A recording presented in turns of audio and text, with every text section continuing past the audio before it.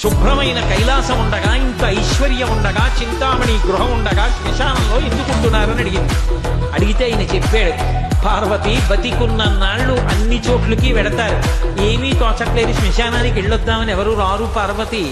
నేనంతవాణ్ణంటాడు, పొరుగ్గా ఉన్నానంటాడు, చల్లగా ఉన్నానంటాడు, పండితుణ్ణంటాడు, పద్యాలు నాకు నోటికొచ్చంటాడు, ఉపన్యాసం చెప్పగలనంటాడు, నాకు పాటలొచ్చంటాడు, నేను నాట్యం చేస్తానంటాడు, నేను అధికారినంటాడు, నా దగ్గర డబ్బు ఉందంటాడు, నేను పాట పాడగలనంటాడు. ఇన్ని ఉన్నాయనుకున్న వాడిలోంచి ఊపిరి బయటికి వెళ్ళిపోయిన తరువాత వాడిని తీసుకెళ్లి 4 కొత్త కర్రల మీద పడుకోబెట్టి చాప చుట్టి తాడు కట్టి పైన నూలుబట్ట కప్పి తీసుకొచ్చి అన్నీ తీసేసి కర్రల మీద పడుకోబెట్టి కాల్చేస్తుంటే జీవుడు లేచి నిలబడి పుర్రె పగిలిపోయిన తరువాత కన్న కొడుకు కూడా స్నానం చేసి వెళ్ళిపోతుంటే చీకటి పడిపోయాక, అయ్య బాబోయ్ చుట్టూ ఉగ్రభూతాలు, నా వాళ్ళన్న వాళ్ళు లేరు, వీళ్ళని నమ్ముకున్నాను, ఒక్కడు లేడని ఏడుస్తుంటే నేనున్నానురా అని చెప్పడానికి నేను కూడా లేకపోతే చచ్చిన వాడు 1000 మాటలు చచ్చిపోతాడని అక్కడ ఉన్నాను పార్వతి.